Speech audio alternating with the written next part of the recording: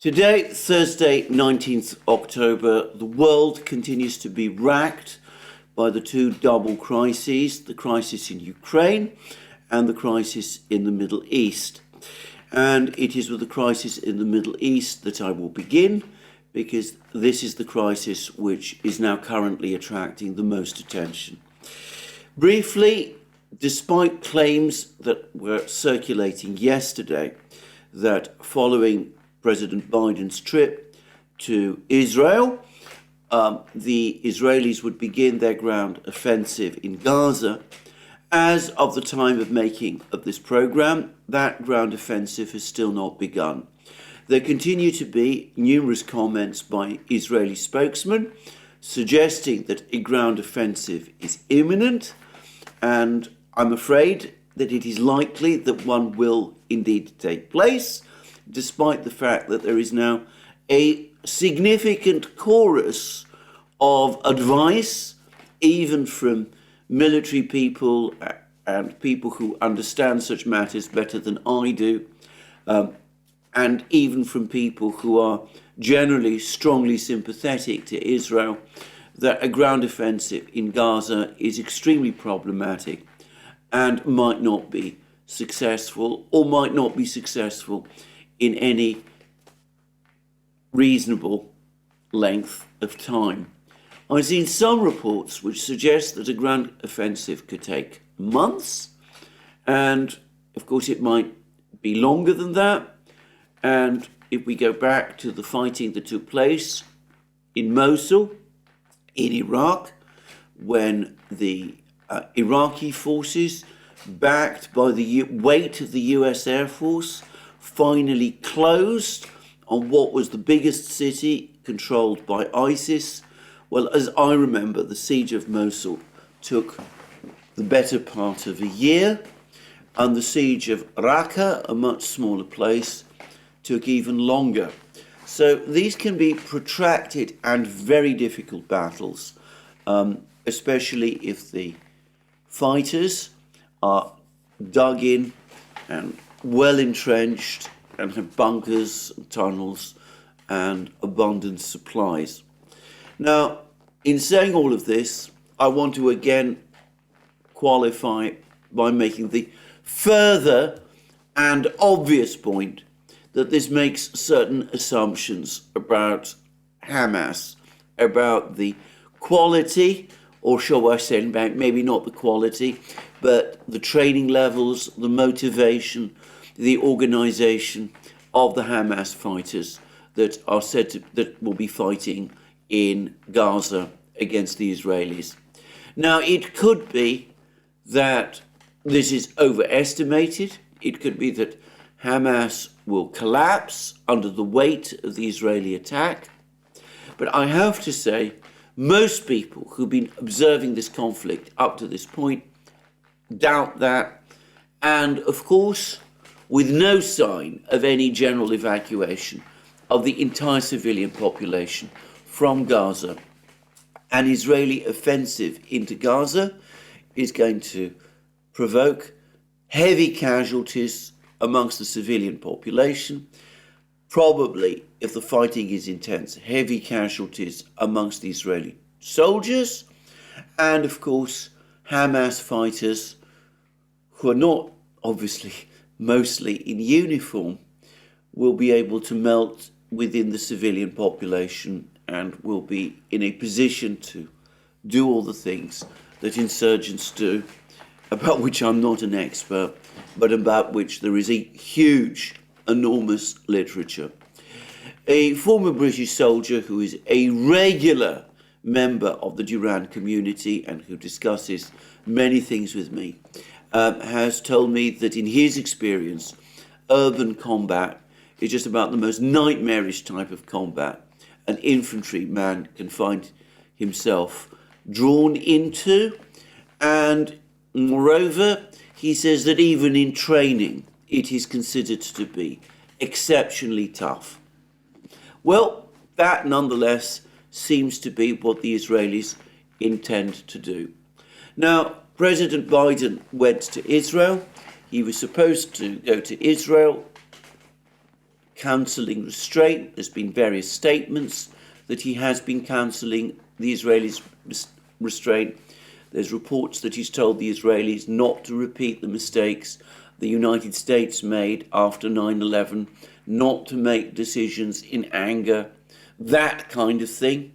All I can say is that, as is always and invariably the case with President Biden, one gets the sense that what he is going to say and what is actually going to happen are two entirely separate and different things. I don't get the impression at all that in private he counselled the Israelis in any meaningful way to exercise restraint. And I don't think that the Israelis feel under particular pressure from him to do so. The Israelis, or at least the Israeli authorities, have made clear that they have a clear objective in mind, which is the destruction of Hamas. They've apparently decided to go into Gaza and do it after presumably a heavy bombing campaign, which, by the way, still continues. And I don't think they've heard anything from President Biden that might persuade them to change their mind, or which might pressure them to do so. So anyone who might have hoped that President Biden would do that, I think that they're going to be disappointed. And in the meantime, it's absolutely clear to me that in every other conceivable respect, his trip to the Middle East turned out to be a complete debacle. He's apparently, or so he claims, persuaded the Egyptians to open one of the crossing points into Gaza to allow humanitarian relief supplies into Gaza.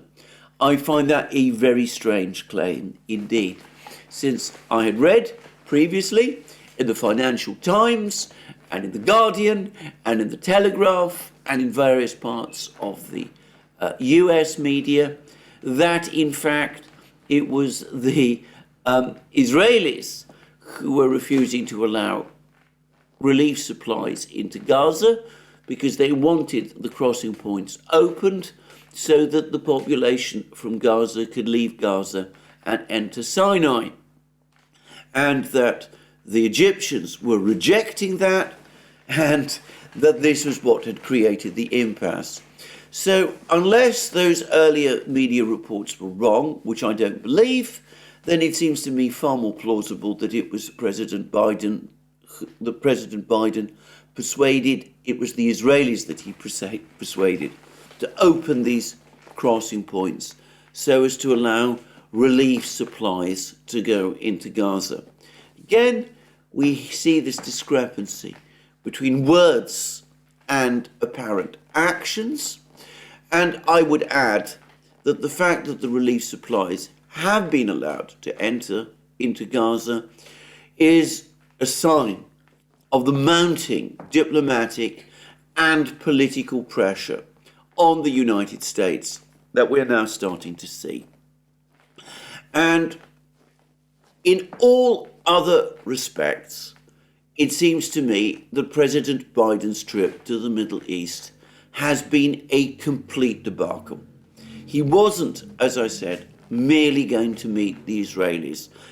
Meeting the Israelis, making all the statements that President Biden has been making, is, as I said in my video yesterday, a case of the Americans, of the Western powers, talking to themselves.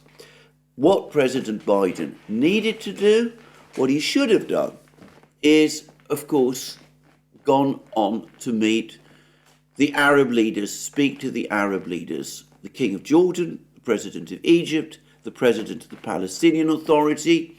He was due to meet with them all in Amman, in Jordan, and logically and properly, he should have flown from Jordan after he'd met one group of Arab leaders there. He should have flown on, like his Secretary of State did, Tony Blinken did. He should have flown on to Riyadh and met the Saudis there as well.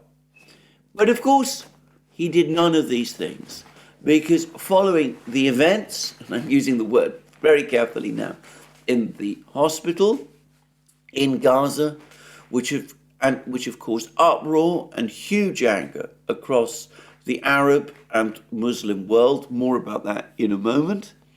The Jordanians, obviously deeply unimpressed with what they have seen so far from the Americans, aware that they were not going to get from President Biden any meaningful proposals. Instead, they would probably only get pressure to open their borders, to allow people from Gaza to leave and to flood into Sinai and perhaps into Jordan.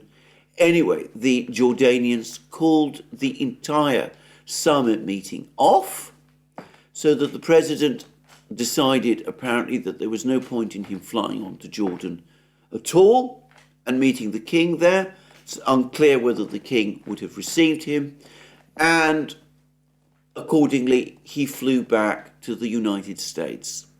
Now, I have to say that this has not attracted in the West the attention, the media attention that it deserves. In my experience, this is wholly unprecedented. I cannot recall a single case where a summit meeting with the President of the United States has been called off in this manner. And of course, it is completely different from everything that we have seen in the past relating to the conduct of American diplomacy in the Middle East.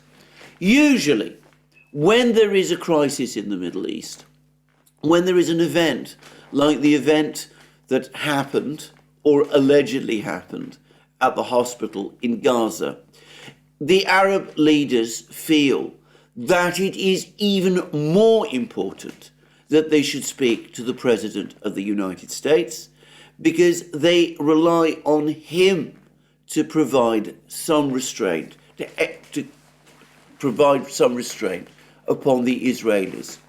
The fact that the Arab leaders on this occasion chose to reject a meeting with the President of the United States is a massive snub to the President, to Biden himself, and, by the way, to the US government at this particular point in time.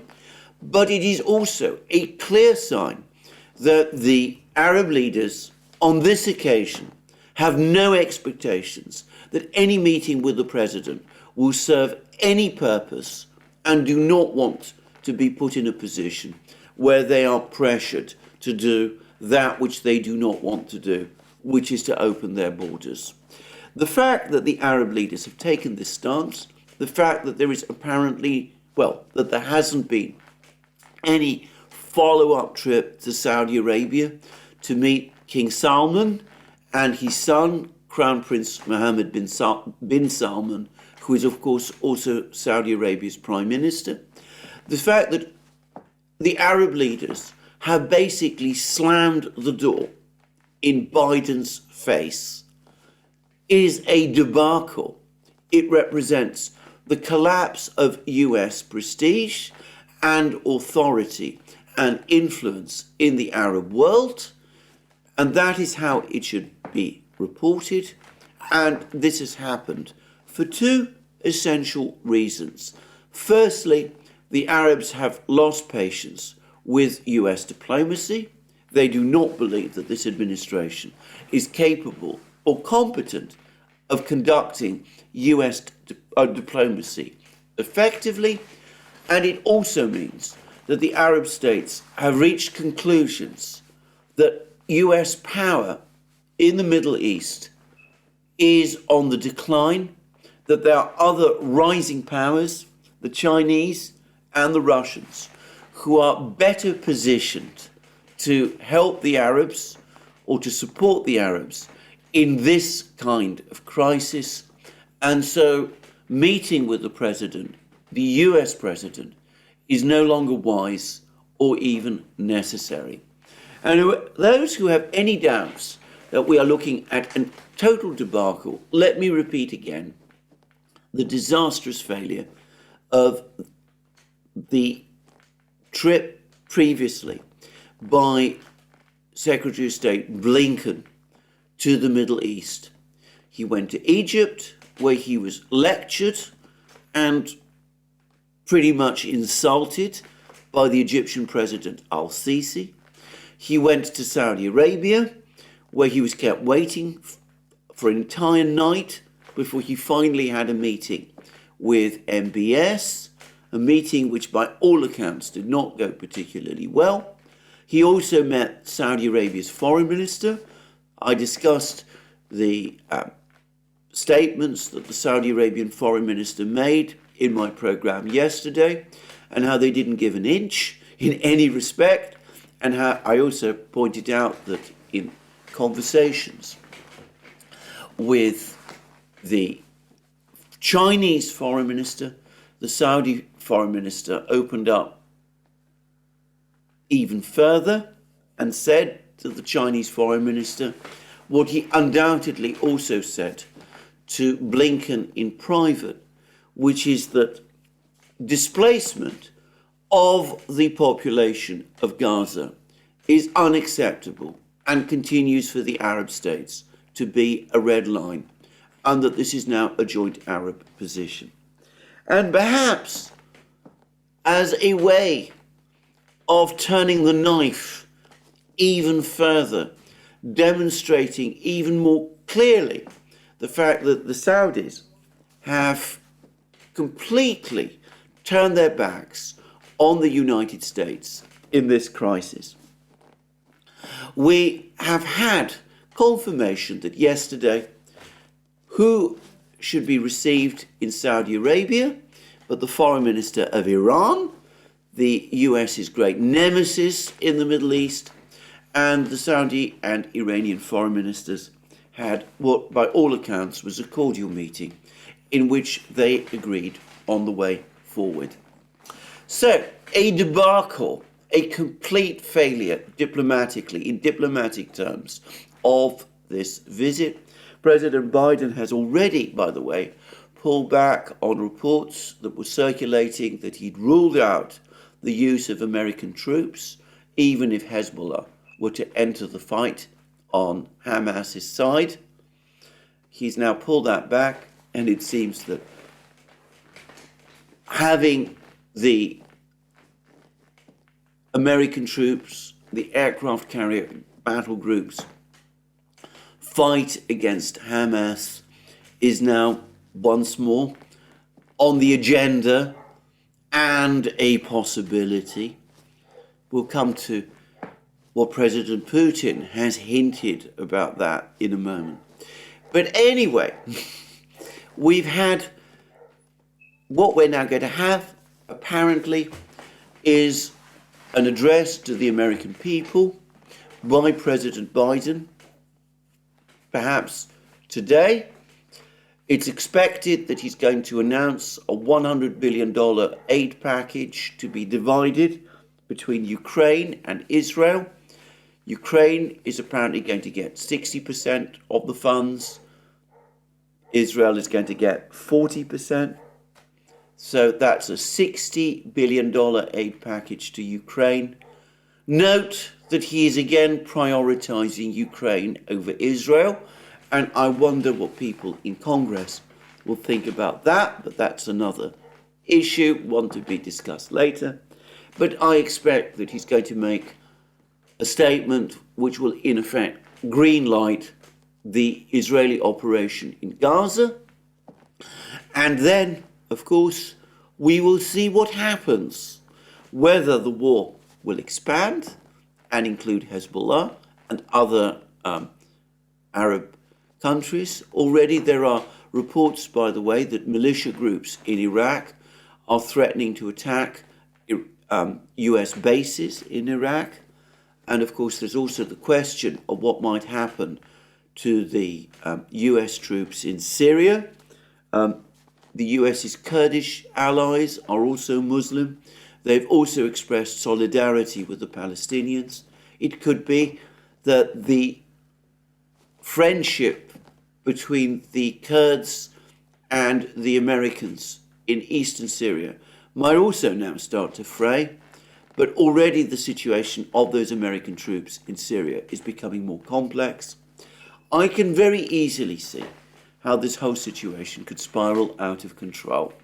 And of course, and again, I'm not a military person, I don't know the military realities, I'm not a student of the military realities closely, but if Israel does get bogged down in a long, grinding battle in Gaza against Hamas fighters, if it fails to make dramatic progress, and I don't know that that is the case, and I'm not going to make any definite forecasts about it, but it does seem to me a strong possibility, then of course the United States will be left with another war on its hands, one more pressing in terms of priority for the United States than the war in Ukraine, and at a time when there are growing concerns about the state of the US economy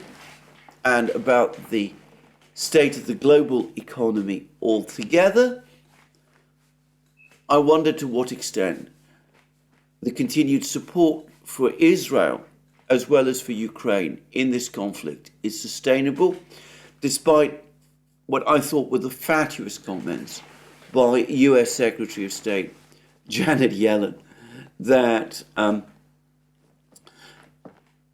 the United States can supposedly afford both wars at the same time. This at a time when the United States is running a deficit which is estimated to come to above 8% of GDP this year, when bond yields are spiking, when there are widespread concerns about the price of oil, when there's indications that inflation might before long start to tick up again, I wonder really how sustainable this is. President Biden may not perhaps understand this, and perhaps his advisors don't either. But if his ability to survive a outright debacle in the conflict in Ukraine is problematic, then, in my opinion, his chances of surviving a debacle in the Middle East are somewhere close to nil.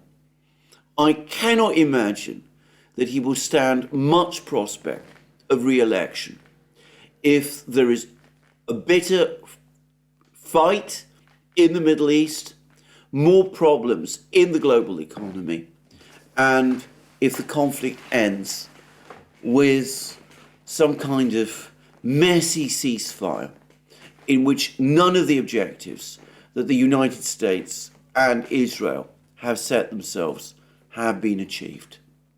So that's what I wanted to say about President Biden. I do want to talk, first of all, briefly about the events in Gaza at the hospital, and I really want to reiterate that I'm only going to talk about these very briefly. I have had a deluge of comments about this, about what happened at the hospital, and basically they divide into two camps. One explains to me why it was almost certainly Israel that was responsible for this attack. There's been explanations that the bomb or missile that might have been used was some kind of fuel air explosive bomb which would not leave a crater but which would cause enormous damage. The Russians have used these type of weapons considerably in the fighting in Ukraine, though not to my knowledge in any built-up areas. Israel apparently has a significant stockpile of these kind of weapons, and apparently a bomb of that nature would cause the kind of devastation that has been reported and would probably not leave a crater. And that supposedly is reconcilable with the information from the area, from the photographs and things of that kind. Of course, that's one view. Different view is that almost certainly it was a Hamas rocket or an Islamic Jihad rocket that went off course.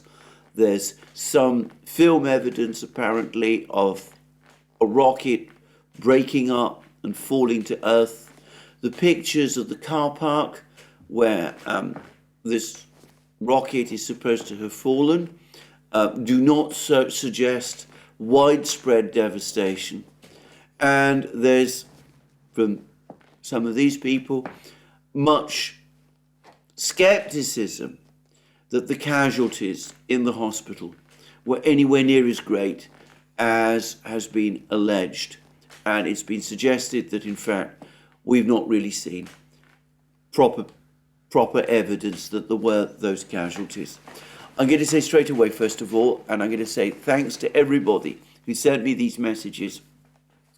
I would reply on one particular point.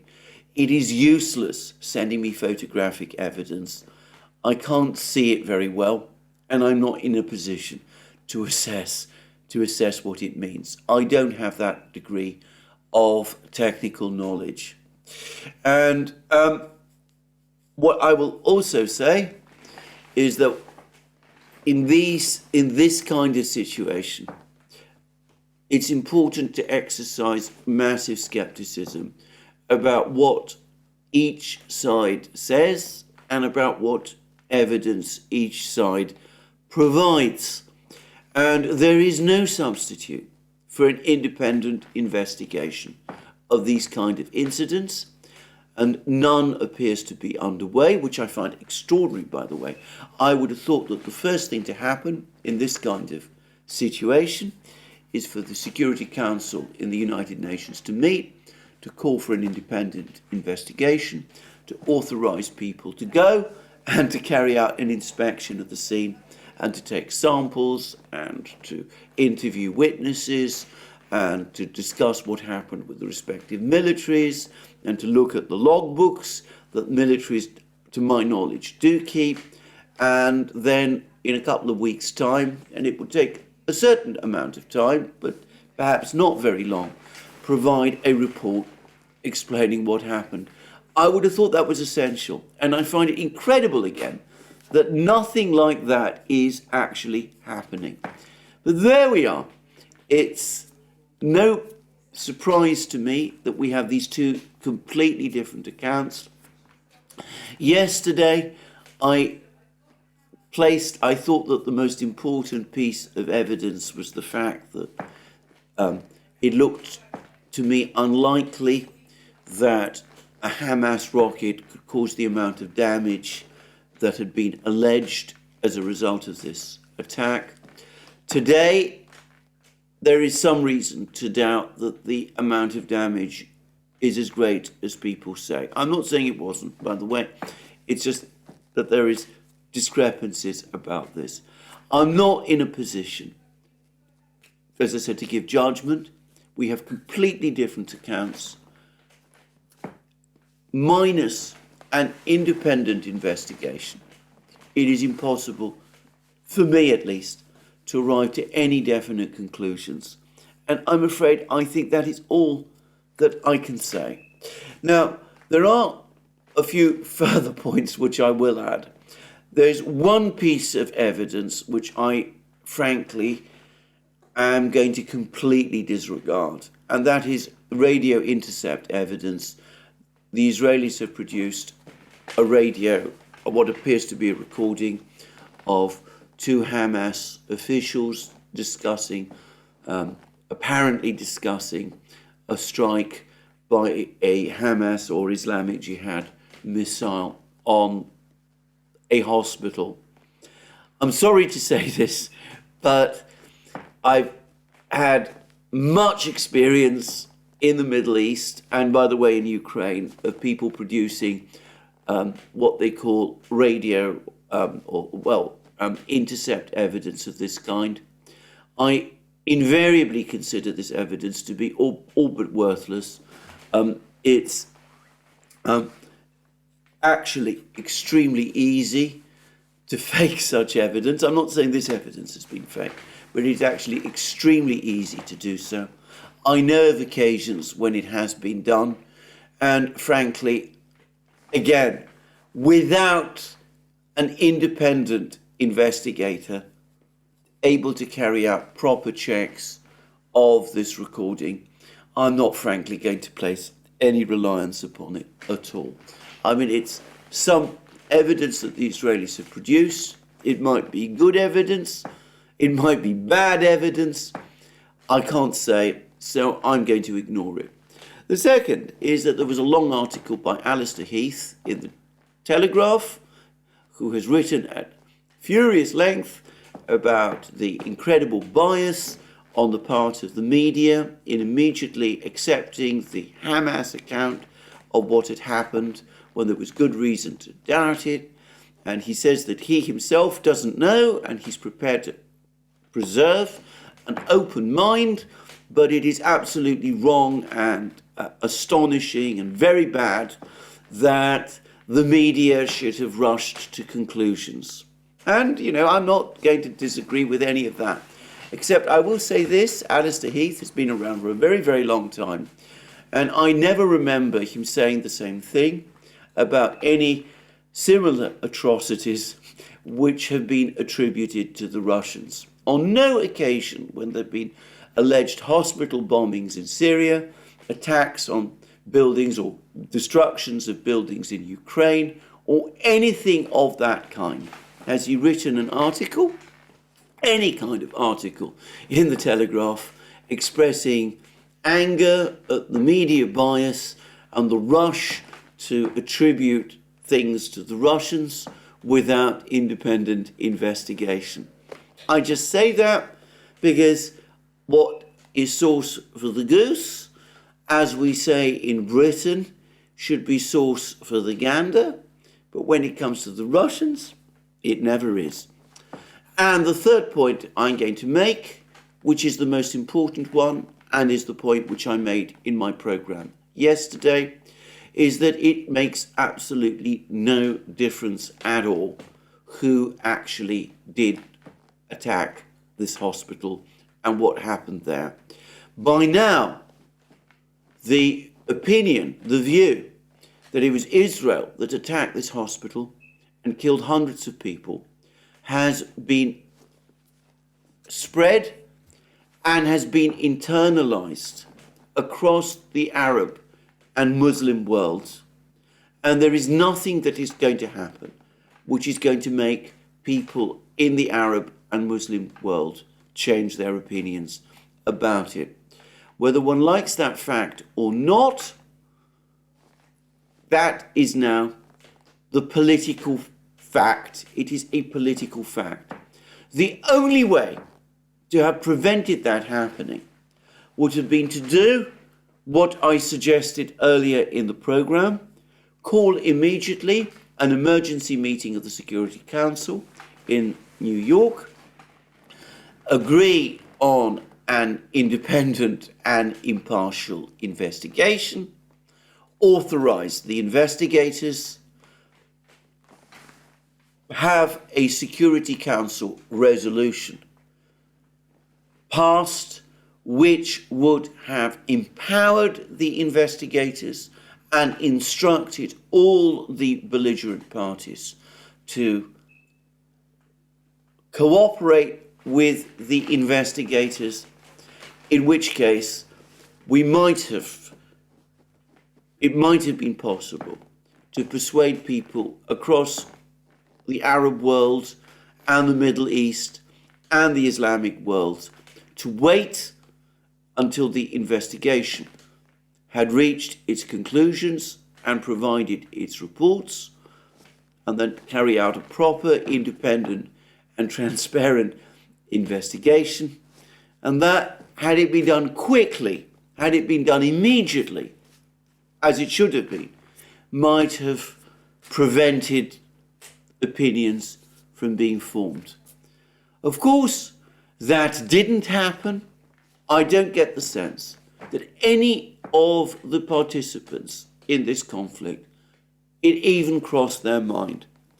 I would finally finish by saying that President Putin of Russia was asked about this incident in a press conference he's just given in Beijing, and it was extremely interesting to see what he had to say about it. He was remarkably careful in his use of words, and we have obviously a transcript which the Kremlin has provided, in which he says this: with regard to the strike on the hospital, the tragedy that happened there, this is a horrible event which killed hundreds and left hundreds more wounded. Of course, this is a disaster for such a thing to happen in this place, especially considering its humanitarian mission. I do hope that this will serve as a signal that this conflict must end as quickly as possible.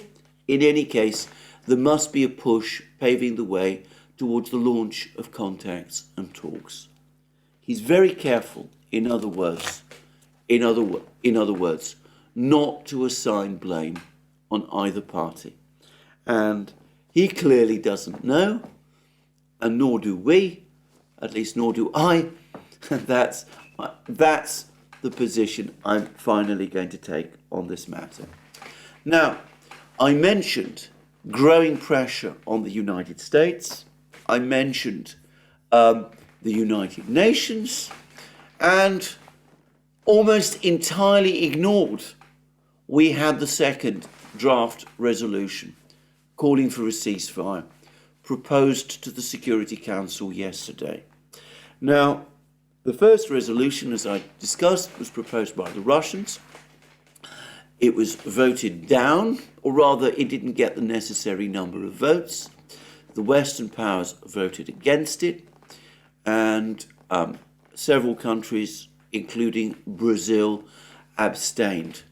The Russians then published an excoriating statement criticizing the Western powers for sabotaging progress on the resolution, and saying that people are dying in their hundreds and in their thousands in the Middle East, and the Security Council is left inactive because of what the United States and its allies are doing in the Security Council.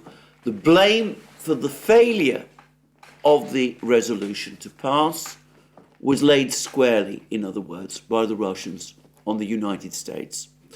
And I said that more resolutions were coming. I've discussed how this is a chess game in the Security Council, that the Western powers are being maneuvered onto the defensive, and somewhat to my surprise,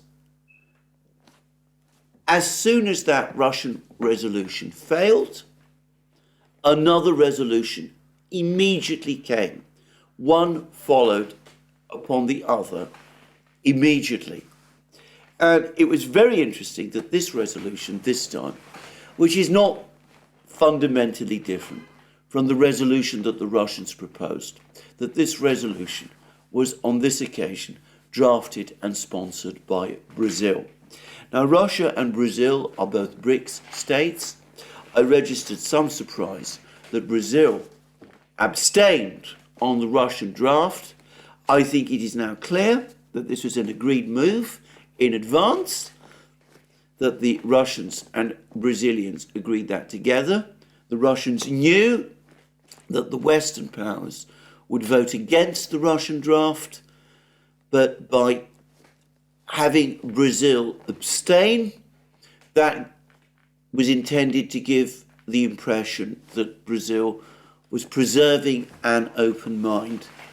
Anyway, the Brazilians, on that basis, having positioned themselves as a supposedly impartial party, went ahead and proposed their resolution.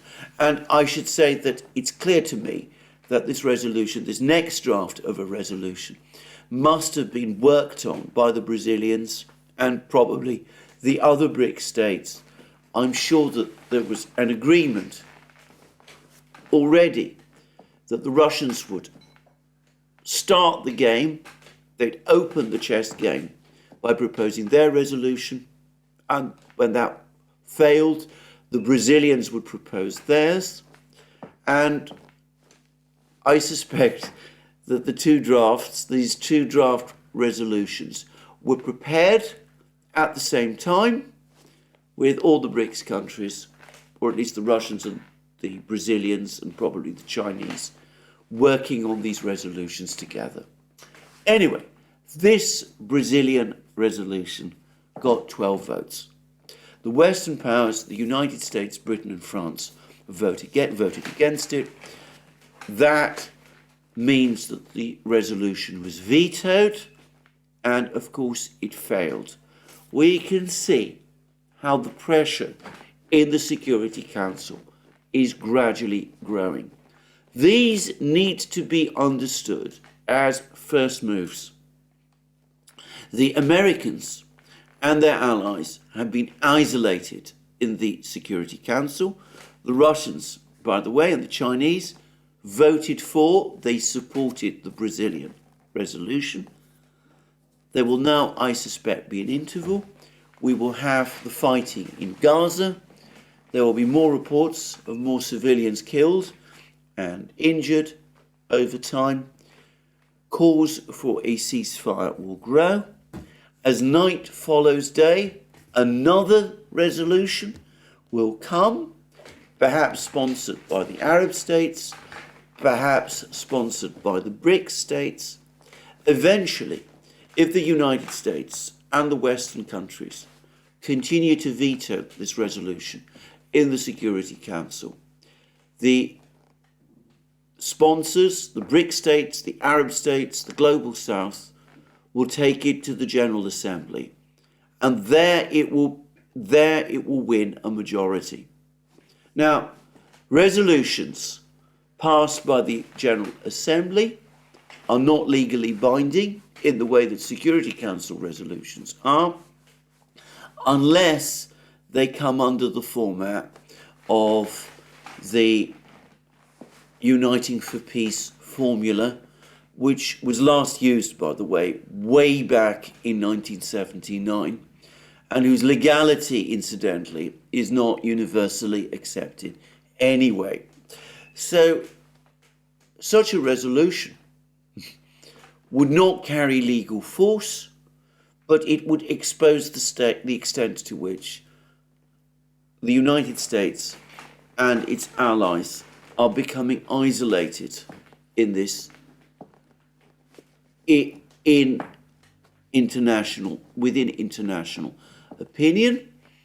And as I discussed yesterday, as the Financial Times has discussed, there are now growing worries amongst Western diplomats that the next time the West proposes some kind of Ukraine-related resolution to the General Assembly, it will fail, causing massive political embarrassment and humiliation for the West and for the United States. So the pressure is growing, and though it is unlikely, in my opinion, that the United States is going to change course, there are domestic political pressures in the United States which are likely to keep the Americans on this current path. It's likely that in Europe, support will eventually fracture. Already President Macron of France is doing what he loves to do, signalling his dissent without taking any actual steps, but eventually this will grow, and the United States will eventually be faced with a situation, assuming this crisis is prolonged, when it could find that it is not only losing support from the global south and from the BRICS states in the General Assembly, but it is also starting to lose the support of its own core allies within the some of its own core allies within the collective West. Now, I say that it's possible that 3 countries within the collective West will remain on side: Britain, Germany, and so long as Prime Minister Meloni remains in office, Italy as well. But Germany, whose hapless Chancellor, Olaf Scholz, is also on a tour of the Middle East, he also is coming in for an incredibly rough ride. He was apparently also lectured by King Abdullah of Jordan when he visited Amman, but he has apparently been taken also publicly to task by the President of Egypt, President al-Sisi. Now, I haven't seen the video of this, but apparently there is a video circulating. And apparently it's even tougher. Al-Sisi was even tougher and more robust with the Germans than he was with the Americans. So even on the Europeans, the pressure now is on. Now, this is the situation that we're in at the moment. There is plenty of possibility for this conflict to escalate. And by the way, Putin gave what he said was a rather interesting warning in terms of Russian military deployments in the Black Sea, and he appeared to link them with American military deployments in the Eastern Mediterranean. And he was asked about the delivery of ATACMS missiles to Ukraine, and he spoke about the fact that this was a huge mistake by the United States. But then he had this to say, and this was at the same press conference in Beijing. They, which is to say the United States, have upped and dragged 2 carrier task forces to the Mediterranean. I want to say, what I'm going to say and inform you about is not a threat, that I have instructed the Russian aerospace forces to start patrolling the neutral zone over the Black Sea on a permanent basis. Our MiG-31 aircraft carry the Kinzhals systems that, as is common knowledge, have a range of over 1,000 kilometers and can reach speeds of up to Mach 9. And that was a somewhat mystifying comment. But then, of course, he had more to say. A journalist, Pavel Zarubin, asked me, what you said about patrolling over the Black Sea, would that not be called another threat from Russia? And Putin emphasized, I emphasize that it is not a threat, but we will perform visual control and weapons-based control over what is happening in the Mediterranean Sea. Now, Putin goes out of his way to say this is not a threat, but it is a warning. If there is a regional war, if those carrier task groups go into action against Iran or Hezbollah, then what Putin is telling the Americans is, look, we see where you are. We know about the dangers of what you're trying to do. We have fighter jets, MiG-31s, patrolling over the Black Sea. They're equipped potentially with Kinzhal missiles. They can reach your carrier groups. That essentially is what he's saying. He says this is a warning, not a threat. But then sometimes the line between a warning and a threat is, so we say, fungible. And on this occasion, I wonder what kind of a warning it is. And it does look to me like a very strong warning indeed, not to escalate the war by, say, attacking Iran.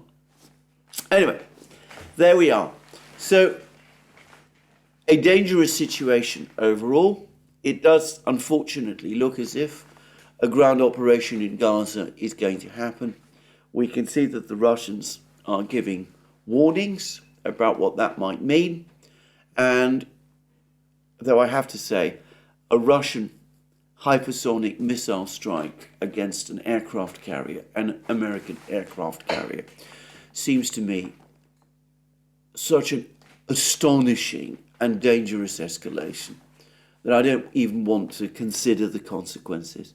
And I can't frankly believe that Putin is genuinely contemplating it. But anyway, I suppose the intention is to complicate a little any American military planning. But the biggest story is that even as this ground operation in Gaza is apparently about to start, we can see that at the UN, the diplomatic pressure is on. I know lots of people tend to pay no attention to what the United Nations does, but I think that this is mistaken. Always, when you see these conflicts in the Middle East, the fighting normally stops in conjunction with a UN Security Council resolution. I remember that happened, for example, in 1973 during the Arab-Israeli war of that year. And of course, there were Security Council resolutions. There was a Security Council resolution, which, as I remember, also took place in 2006 during the fighting between Israel and Hezbollah. So these events in the United Nations, in the General Assembly, do matter. And as we saw from that article in the Financial Times yesterday, Western diplomats are worried about them, even if they don't seem to be able so far to get through to the United States, to the President himself, and to perhaps his most senior advisors, who, in the way that they always do, see the situation in the Middle East as a challenge which, for the moment, requires escalation more than diplomacy, with the President doing his usual thing of talking diplomacy, but actually doing escalation. Now that brings me back to the topic of Ukraine, because as I discussed yesterday, we now have confirmation that ATACMS missiles have been supplied to Ukraine and a first missile strike on the Russian base at Berdyansk. And we've also seen satellite photos of the airbase at Berdyansk. And I have to say that these do not show the dramatic results that I, for one, had expected. I'm not somebody who can look at these photos and reach conclusions from them. I'm not in a position to assess or examine photos in that kind of way. But those who are able to do these things, they see scorch marks on the runways. Some, they assume, are caused by damage to helicopters, but it's been suggested that the primary damage was done to ammunition, one particular ammunition dump, and to fires, fire damage caused by fuel dumps, also burning. And it's been suggested that human casualties were minor, that no pilots were killed. Some ground staff might have been killed, but it's more likely that it was more a case of ground staff being injured. And there is great debate about the number of helicopters which were actually destroyed. It's apparently difficult to reach a proper conclusion about this from the photographs. Everyone accepts that at least 2 helicopters were damaged and probably destroyed, but there is some debate about whether a total of 9 helicopters was actually destroyed, as has been claimed by Ukraine. It's been suggested, in fact, that the damage caused by this strike might not have been as extensive as was first suggested. I repeat what I said in my programme yesterday. However much damage was caused, this looks to me like an expensive use of expensive weapons which are in relatively short supply to attack a target, Russian helicopters, which the Russians will have no difficulty in replacing. So I would have thought that this was a bad trade. Now, there's been further discussion about this missile strike. It's now suggested by various sources that the total number of helicopters, of missiles, ATACMS missiles supplied to Ukraine is not 60 or 20, but only 12. It's been suggested also that the total number of missiles launched was just 3 rather than 6. If it was 6, then half the stockpile of missiles has already been used in this one attack. If it was 3, then that's a quarter. If the stockpile really is only 12. These are uncertain figures. None of us can say exactly what the true number is. Both the true number of missiles used, the true number of missiles shot down, and the true number of missiles supplied. We don't have those numbers. But anyway, it was, so it seems to me, an expensive misuse of missiles that are in short supply, however many have in fact been delivered, even if it's, let's say, 60, which is the top number being suggested, 3 out of 60 would be a significant use of missiles on one strike, which apparently didn't do quite as much damage as initially assumed.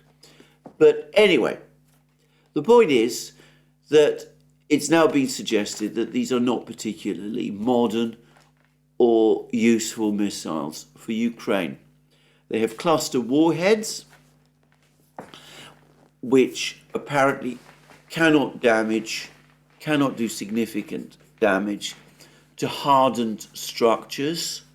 And that, by the way, suggests that the Russians now have an option, one possible option, which is to build concrete shelters or hangars for their helicopters. It's perhaps surprising that they haven't done so before, but they've shown with the fortifications that they constructed, the Surovikin line, how quickly they can build heavy reinforced concrete structures if they need to, and I suspect they could do so quite quickly. At Berdyansk, if they decide that that is what they need to do, and we might start to see them. But anyway, that's one possibility. But secondly, these missiles apparently are old. They're perhaps not in the best condition. And they do not use GPS guidance. They use autonomous guidance. They're launched, and they use inertial guidance or whatever it is, which means that they are fairly accurate. They're not anywhere close to being as accurate as the later versions of the ATACMS. And besides, if they're launched from at the edge of their range, which is only 165 kilometers, not 300 kilometers, then even in the best conditions, errors apparently are likely to increase over the course of their flight, diminishing their effectiveness. And it seems to me that this is a sign that the United States remains still very half-hearted about supplying these ATACMS missiles. There's already been complaints, criticism from some of Ukraine's supporters, people like Mr. Repke of Bild Zeitung and David Axe of Forbes, that less effective missiles have in fact been supplied, and that these are not the ones that are the real game changers and the ones that Ukraine actually needs. But beyond that, Mr. Repke has suggested that supplying the better, more accurate missiles might not actually work, because the Russians have been successful in jamming GPS signals. And curiously enough, the more modern ATACMS missiles are more vulnerable, therefore, to Russian missile interceptions. Well, that may all be true. As I said, I'm not an expert in these matters. I simply don't know. But I'm perfectly willing to accept and believe it. Anyway, that's the ATACMS. There's been various suggestions that these ATACMS were launched in conjunction with what some people are saying was Ukraine's first serious attempt to launch a cross-border operation, river operation in the Dnieper. There were lots of reports over the last couple of days that Ukraine has managed to infiltrate some of its troops, several hundred of its troops, onto the East Bank, that they occupied a village and approached a small town in this area. And some people are seeing all of this as being part of this great amphibious operation across the Dnieper that we've been hearing so much about over the last few days. Now, there is enormous amount of confusion as to what exactly has happened in terms of this particular operation. It's clear that the Ukrainians did land some troops onto the east bank of the Dnieper and that they did advance some distance, though I would point out that this would hardly be the first time this has happened. The most reliable reports that I have seen, and that's not saying very much because there is heavy fog of war about this, suggest that the Russians rapidly drove these Ukrainian troops back, and that they've either been pinned against the Dnieper or have crossed onto the neighbouring islands. I don't know exactly what the facts are, but it all looks for the moment very underpowered, with numbers of troops deployed by the Ukrainians numbering no more than perhaps 100 or 200. It doesn't look like the start of some big amphibious operation to me. Perhaps more like a reconnaissance in force, trying to assess how strong Russian defences are in this area than anything else. But anyway, this is an intriguing affair. Putin in Beijing did seem to think that this was the start of this operation across the river. He said that the Ukrainians are doing it after the failure of their offensive in Zaporozhye region. And that, of course, of that there is no doubt. But I have to say that Ryba, who is perhaps the person who has provided the greatest amount of information about this incident, he says that essentially this was more about public relations than anything else, and that the entire operation made no military sense. Well, I'm not sure exactly what is going on. I doubt that it will make any real difference, and I'm not going to discuss it until I know a little more and until we have a clearer idea of what exactly is happening. Anyway, Putin was asked about the supply of the ATACMS missiles. He said that this was a mistake. It's not going to make any difference to the conduct of the war. And he said this. He said, and finally, Ukraine gains nothing. This simply prolongs its agony. They have started yet another announced and expected counteroffensive in the Kherson sector without any effects so far, which would appear to confirm that the Ukrainians have been driven back. Losses there are, but no result like previously in Zaporozhye and other sectors. Therefore, this is also a mistake from this point of view. So I said yesterday that I'd heard that Putin had spoken about Ukraine's destruction. He's now talking, it's clear that he was talking instead about prolonging Ukraine's agony, but he doesn't seem to be particularly concerned about the ATACMS. He said that we can fend off these attacks and the ATACMS. Make no mistake about that. War is war. They pose a threat. This is obvious. What matters most is that this cannot bring about any radical changes along the line of contact. It is impossible. This we can say for sure. So the Russians are not intimidated or concerned about this deployment. Lastly, I will finish this discussion of the ATACMS by saying that it's also been pointed out to me that as well as being able to shoot down ATACMS missiles and monitor their launch, the MiG-31s, if they are also carrying Kinzhals, could very, very rapidly attack the launch points of the ATACMS missiles. Hypersonic missiles move at Mach 9.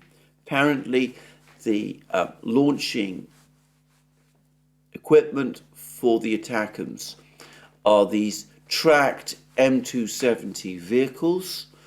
They're apparently slower to move than the wheeled vehicles used by the HIMARS system, and it might be that the Kinzhals are intended to attack the Ukrainians at the launch point as soon as these ATACMS missiles are launched. Anyway, there's been a lot more information about the fighting in Avdiivka. I'm not going to go into it in further detail, but the overall story is that the Russians are indeed advancing in Avdiivka despite claims about massive losses. The kind of people on the Russian side who are normally most critical of actions by the Russian Defense Ministry, and who, in my experience, never hesitate to talk about heavy losses experienced by the Russians when they have happened, on this occasion are, on the contrary, debunking claims that the Russians have suffered especially heavy losses in the fighting in Avdiivka. On the contrary, they all seem to be saying that the Russians are indeed closing the vice around Avdiivka, and they're attacking in other places as well. in the Rabotino-Verbovoye area, to some extent near Bakhmut and further north around Kupiansk. But it's clear that the heaviest fighting at the moment is around Avdiivka, and apparently there's been more Russian advances, especially the southern pincer has made further progress. But every Russian report which I have seen acknowledges that this is going to take weeks, given how heavily fortified Avdiivka is, and given the very large concentration of Ukrainian troops who are located there. The Russians are saying that this is going to be as complex and as prolonged an operation as the capture of Bakhmut, and that is how we need to understand it. Well, that is the point where I'm going to finish this program. Now, as of today, as I understand it, the summit meeting, the BRI summit meeting in Beijing, is ending. I'm still in the process of processing all of the vast amount of information that's coming out of it. I still intend to discuss this in this channel, but I expect that Alex Christoforou and I will be doing a dedicated program on this topic, which will appear on the Duran. And as I said, this is where I finish for today, and there'll be more from me soon. To remind you again, you can find all our programs on our various platforms, Locals, Rumble, and X. You can also support our work via Patreon and Subscribestar. Don't forget also to check out our shop and get yourself the amazing things that you will find there. And last but not least, if you've liked this video, please remember to press the like button and to check your subscription to this channel. That's me for today. More from me soon. Have a very good day.